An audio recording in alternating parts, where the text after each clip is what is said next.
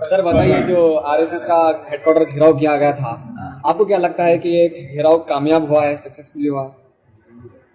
देखो, उनको एक चेतावनी देना था कि आप लोग संविधान के विरोध में काम कर रहे हो, तो इसको बर्दाश्त नहीं किया जाएगा। तो हेडक्वार्टर को छोड़कर भाग जाना क्या इस बात का सबूत नहीं कि जो चेतावनी देने का हमारा मकसद था वो पूरा हो गया? मारकाट तो करना नहीं था। हम लोगों को एक उनको मैसेज देना था कि तुम जो संविधान के विरोध में काम कर रहे हो वो तुम्हारी बदमाशी हमें समझ में आ गई है और हम ये बर्दाश्त करने वाले नहीं है। ये अभी तो चेतावनी दे के छोड़ रहे, आगे क्या करने वाला है? आगे तो 2030 तक तैयारी कर रहे। हमारे आजादी की हम लोग तैयारी कर रहे हैं, गुलाम बना के रखने नहीं लेकिन देंगे। आपको क्या लगता है, आप गुलाम हैं आजादी की तैयारी जो कर रहे हैं? वामन मेश्राम को तो गुलाम बना के रखना संभव नहीं है ना। मगर वामन मेश्राम का मतलब ये थोड़ी है कि सारी प्रजा, मेरी जो प्रजा है, मेरे जो एमएलए है, मेरे जाति बिरादरी के जो एमएलए है, एमपी है, उनको पार्लियामेंट में बोलने नहीं दिया था भाई। SC ST के 131 मेंबर पार्लियामेंट है, उनको पार्लियामेंट में बोलने नहीं दिया जाता। बोलने की आजादी ना होना गुलामी का सबूत है। अरे आम आदमी की तो दूर की बात है, इलेक्टेड एमएलए और एमपी को बोलने नहीं दिया जाता। 131 member parliament schedule caste schedule type के हर 5 साल में चुनकर जाते हैं और 1000 से ज्यादा एमएलए जो है रिजर्व सीट पर विधानसभा में चुनकर जाते हैं। जब इतने ज्यादा लोग चुनकर जाते हैं तो कभी हमारे एमएलए एमपी को बोलते हुए देखा? कभी अखबार में उसका कोई बयान छप के आया? नहीं सर, आप आरएसएस के इतना अगेंस्ट क्यों हैं? वजह क्या है, क्या वजूहात की बिना पर? अखबार वाले में वो लोग कहते हैं हम राष्ट्रवादी है, आरएसएस वाले राष्ट्रवादी है। जिनका डीएनए विदेशी है, अंग्रेज का भी डीएनए विदेशी था,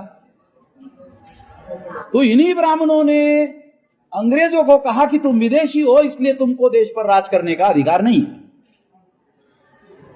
तो डीएनए कहता है ब्राह्मण भी विदेशी है, तो उसी सिद्धांत के अनुसार जो ब्राह्मणों ने अंग्रेजों के लिए लागू किया था, उसी सिद्धांत के अनुसार अगर विदेशियों को भारत पर राज करने का अधिकार नहीं है, डीएनए कहता है ब्राह्मण विदेशी है, तो ब्राह्मण को भारत पर राज करने का अधिकार किस आधार पर? भाजपा किसने बनाई? आरएसएस ने। आरएसएस किसने बनाया? ब्राह्मणों ने। नरेंद्र मोदी तो आरएसएस का नॉमिनेटेड प्राइम मिनिस्टर है, तो राज तो वास्तविक आरएसएस का है। आरएसएस का मतलब ब्राह्मणों का है। क्यों मानेंगे हम? ये सिद्धांत की बात है। आरएसएस के जो ब्राह्मण हैं उनकी खेती, वामन मेश्राम की खेती लगी है क्या? मेरे ढोर डंगर उनके खेती में जाके चल रहे, उनके ढोर डंगर मेरे खेती में आके चल रहे। इसकी वजह से वामन मेश्राम का और मोहन भागवत का झगड़ा चल रहा है। ऐसा कोई झगड़ा है? मोहन भागवत के पास भी खेती नहीं है, वामन मेश्राम के पास भी कोई खेती नहीं है। तो ये झगड़ा निजी नहीं है, ये झगड़ा सिद्धांत का है कि अगर अंग्रेजों के लिए विदेशियों को भारत पर राज करने का अधिकार नहीं है, तो विदेशी ब्राह्मणों को भारत पर राज करने का अधिकार कैसे है? सिद्धांत की लड़ाई है, निजी झगड़ा थोड़ी है। और कर्नाटक में आने वाले साल में इलेक्शन है, तो आपकी तंजीम की देखो, बीजेपी के लोगों को यूनाइटेड फ्रंट बनाकर हरवाया जा सकता है। ऑल अपोजिशन के लोगों को यूनाइटेड फ्रंट बनाना चाहिए। यूनाइटेड फ्रंट बनाने वाले लोगों को मेरी मदद चाहिए, तो मैं मदद देने के तैयार हूं। सेकुलर गवर्नमेंट कर्नाटक में बननी चाहिए। सर, मूल निवासी वर्सेस आरएसएस ऐसा फाइट चलता है, और कर्नाटक भी और सतीश जारकिहोली एमएलए बेळगाव से एक इशू हो गया। तुम भी नेशनल लेवल पे भी ऐसा इशू होता है। सो जारकिहोली वो स्टेटमेंट वो मनुवादी बहुत लोग ऑब्जेक्शन करता है, मोदी का नहीं ऑब्जेक्शन करता है, ऐसे कंट्रोवर्सी बोलते हैं क्या? जारकिहोली जो है वो गलत जगह पर है। वो जिस घर में रह रहा है उस घर के लोग ही बोल रहे तुमसे हम सहमत नहीं। मनुवादी बाहर के लोग तो दूर है। डीके शिव कुमार ही बोल रहा है कि तुमसे सहमत नहीं, फिर भी वो कांग्रेस में बना हुआ है। उसको अगर थोड़ी इज्जत है यार की थोड़ी को, तो इस्तीफा दे, आ जाए मेरे साथ मिलकर लड़ते। क्योंकि कांग्रेस में रहकर उसने बयान दिया और कांग्रेस वाले उसकी बात नहीं मान रहे। अभी मेरे पास सबूत है, उसको चाहिए तो मेरे से ले ले। दयानंद सरस्वती है ना ब्राह्मण, गुजरात का टंकारा का, उसने लिख कर कि ये हिंदू मुसलमान की दीवी गाली, ये लिख के रखा। मेरे पास किताब है दयानंद सरस्वती का, किताब है मेरे पास। अभी का बहुत मुस्लिम्स कर्नाटक में कांग्रेस के साथ चलता है और बीजेपी को वोट डाल दिया। लास्ट एमपी इलेक्शन में, वही इलेक्शन में वो कैंडिडेट हमारा है ऐसे बोलता है, बीजेपी कैंडिडेट को ये हमारा कैंडिडेट है ऐसे बोलता है। उन लोगों को कैसे क्या बोलना चाहिए? अब वो मुस्लिम लोग अपना फैसला बनाकर ऐसा कर रहे हैं। अगर वो गलत काम कर रहे हैं तो ये सवाल भी उनको ही पूछना चाहिए, मेरे को भी पूछ रहे हो। वो गलती कर रहे हैं, सवाल मेरे को पूछ रहे हैं। मैंने कौन सी गलती की जो सवाल पूछ रहे हो मेरे को? सीएम इब्राहिम, ये मुस्लिम लीडर, वो बोलता है हम भी वो जारकीहोली, वो मुस्लिम लीडर कर्नाटक में वो ये पुराना लीडर माइनॉरिटी बिल लेके आ गया। वो पावर जाने लेने के वो जेडीएस गया। वो बोलता है जारकीहोली गलत बोलता है। सीएम इब्राहिम एक मुस्लिम लीडर, माइनॉरिटी लीडर, ये बोलता है जारकीहोली गलत। तो उसको मालूम है मुसलमानों के वोटों से कुछ कर नहीं आ सकता, तो दूसरे लोगों के वोट लेना पड़ेगा। दूसरे लोगों को नाराज करना ठीक नहीं रहेगा, इसलिए सीएम इब्राहिम ऐसा बोल रहा है। सर आप मजबूरी है। सर आप केजरीवाल के ताल्लुक से क्या बोलेंगे? केजरीवाल की पॉलिटिक्स जो है एक हिंदुत्व की तरफ जा रही है। केजरीवाल बोल रहा है कि लक्ष्मी का चित्र जो है रुपए पर छापना चाहिए, गांधी जी का हटाना चाहिए है? तो आपको क्या लगता है? तो आरएसएस के लोग, बीजेपी के लोग, विश्व हिंदू परिषद से केजरीवाल अलग कैसे? वही थैले का चट्टा बट्टा है? उसका और उसका क्या अलग है? एक जैसी बोली बोल रहा है, अलग अलग है तो बोली लगती नहीं है। आपको अच्छा, वो क्या कहता है कि मैं भ्रष्टाचारी नहीं हूं, मैं ईमानदार। केवल ईमानदार होने से थोड़ी देश चलेगा। आइडियोलॉजिकल पॉलिसी चाहिए, एक आइडियोलॉजी चाहिए, एक पॉलिसी चाहिए। जहां तक आइडियोलॉजी और पॉलिसी का सवाल है, बीजेपी से उसकी आइडियोलॉजी अलग कैसे?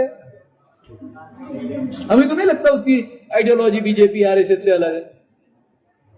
बल्कि बहुत सारे बीजेपी आरएसएस के लोग कहते हैं केजरीवाल अच्छा आदमी है। हमें समझ नहीं आता साला आरएसएस के लोग उसकी प्रशंसा कर रहे हैं। अब आरएसएस के लोग केजरीवाल की प्रशंसा कर रहे हैं तो फिर तो कुछ तो बांधा होगा, कुछ गड़बड़ वाला बांधा है। तो सोचने वाली बात है। आपको भी मैं आरएसएस वाला हूँ को बोले तेरे सब पहले तो था एंटी रिजर्वेशन आंदोलन दिल्ली में, यूथ फॉर इक्वेलिटी वाला आंदोलन केजरीवाल ने तो शुरू किया था, और रिजर्वेशन विरोधी आंदोलन था। पता है दिल्ली में यूथ फॉर इक्वेलिटी नाम का संगठन बनाकर केजरीवाल ने आंदोलन किया था, वो रिजर्वेशन विरोधी आंदोलन था। आप लोग पता नहीं, मैं तो दिल्ली में मेरा हेडक्वार्टर है। सर ये अम्बेडकरिस्ट, एनआईए, यूएपीए ऐसे एजेंसियां वो केस डालता है, कैसे? तो किस बात का केस डालता है? यूएपीए का केस डाल दिया बहुत लोग। ये तो पार्लियामेंट का पास किया हुआ कानून है, पार्लियामेंट का पास किया हुआ कानून है, तो उस कानून को लागू करने का सरकार के पास अधिकार है। वो उसका मिसयूज करते हैं, एक अलग बात है, मगर कानून तो पार्लियामेंट ने पास किया। पास गलत कानून पार्लियामेंट के द्वारा पास होना नहीं चाहिए। मगर उनका कहना क्या है, जिन्होंने कानून बनाया, यूएपीए कानून बीजेपी ने नहीं बनाया, कांग्रेस ने बनाया भैया। सर ये उनका क्या कहना है? उनका कहना है देश में आतंकवाद बढ़ रहा है, उसको रोकने के लिए कानून है। अब आतंकवाद के नाम पर किसी को भी ईमानदार को पकड़ लेते, ज्यादातर मुसलमान को पकड़ते, मुसलमानों के नौजवानों को पकड़ते। वो मुसलमानों के नौजवान आतंकवादी आंदोलन में शामिल भी नहीं होते, फिर भी पकड़ते।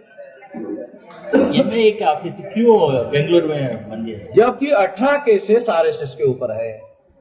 एक केस आरएसएस के ऊपर देशद्रोह का है। 2003 से 2020 तक 18 तक जो भारत में बम ब्लास्ट हुए उसमें आरएसएस का आता है। हसन मुशर्रफ साहब का नाम सुना?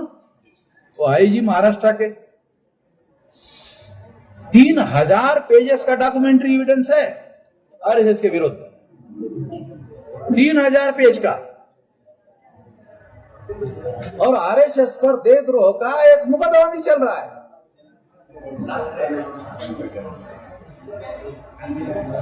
सर आजकल बुद्धिस्ट में ओबीसी के लोग बुद्धिस्ट में बहुत ज्यादा कन्वर्ट हो रहे हैं और आरएसएस परेशान मुझे तो नहीं दिखाई दे रहा है।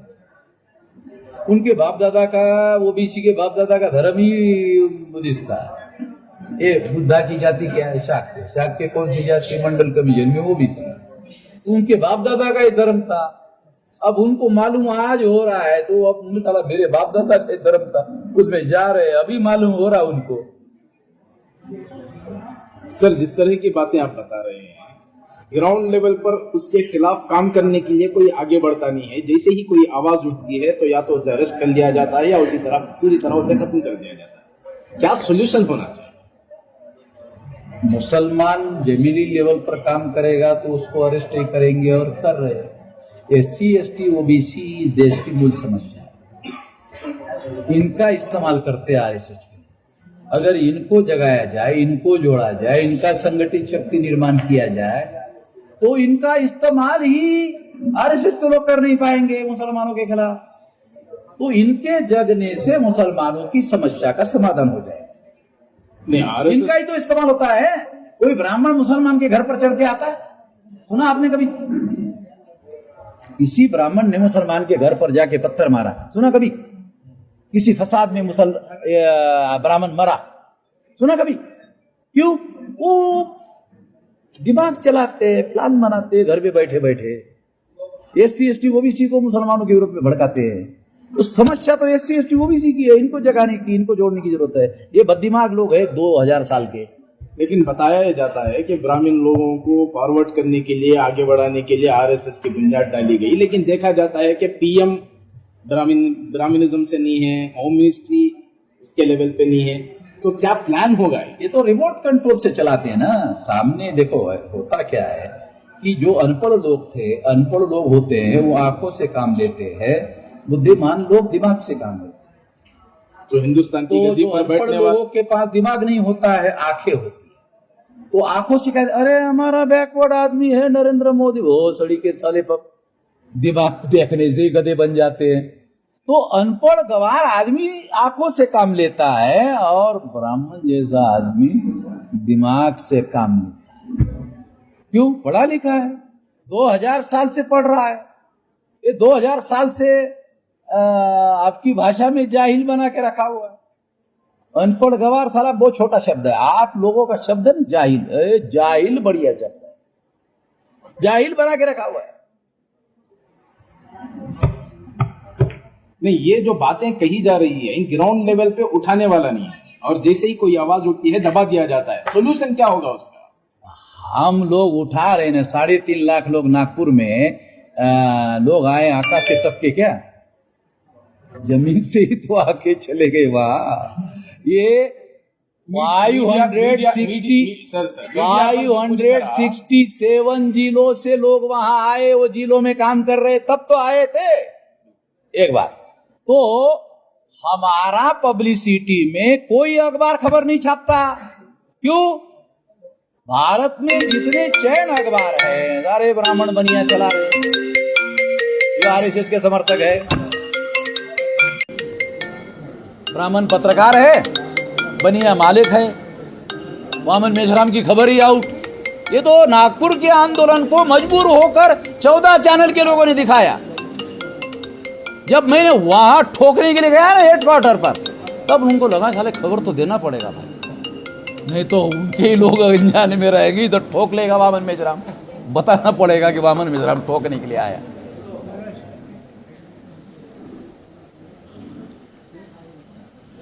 सर आपको धमकाया जाता है, आपके कार्यकर्ताओं को धमकाया जाता है और कई मरतबा सुनने आता है कि बामसेफ को बैन कर दिया जाएगा। क्या आपको लगता है कि ऑर्गेनाइजेशन बैन होगी?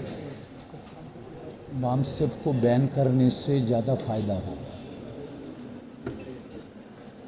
वामन मेश्राम का दिमाग आम्बेडकर के दिमाग से चलता है। पीएफआई थोड़ी है बामसेफ, है बामसेफ पीएफआई नहीं है। क्यों? क्योंकि बामसेफ मुसलमानों का संगठन नहीं है। जिन लोगों के भरोसे पर बीजेपी दिल्ली में आती है ना, उन्हीं लोगों का संगठन है।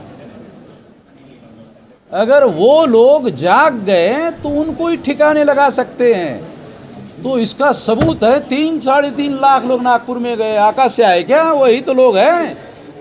यही तो SC ST OBC के लोगों ने दिल्ली में पहुंचाया बीजेपी को। इनके ही विरोध में फतवा दे देंगे तो बंदोबस्त गांव में कौन करेंगे? यही तो लोग करेंगे। अरे एक गांव में एक ब्राह्मण का घर होता है मौलाना। पता है, मैं तो गांव देहात का आदमी हूं ना। एक गांव में एक ही घर होता है, रहेगा हमारी मर्जी पे, साले हमारा पैसे से तो चलता है उसका घर। SC ST OBC का धर्म कार्य करता है तो ब्राह्मण का चूल्हा जलता है। तो नागपुर में जो तहरीक उठी थी आपकी, क्या इसे आगे बढ़ाएंगे, कैसे करेंगे? अभी समझा है नहीं कि ये 6 लाख गांव में 2030 तक पहुंच जाएगा। ये हमारा संकल्प है। क्या है सर फ्यूचर प्लान? हाँ? ये संकल्प है कि 2030 तक 6 लाख गांव का संगठन बन जाएगा।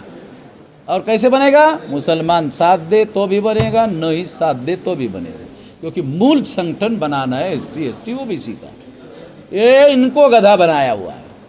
SC ST OBC ब्राह्मण ने इनको गधा बनाया। इनका ही दिमाग ठीक करना है। इनका दिमाग ठीक हो गया, मुसलमान तो पहले से जगे हुए हैं। मुसलमान तो पॉलिटिकली कॉन्शियस लोग हैं। मुसलमानों को जगाने की जरूरत नहीं, वो जगे हुए ही है। समस्या SC ST OBC के जाहिल होने की है, इनको जगाने का मामला है।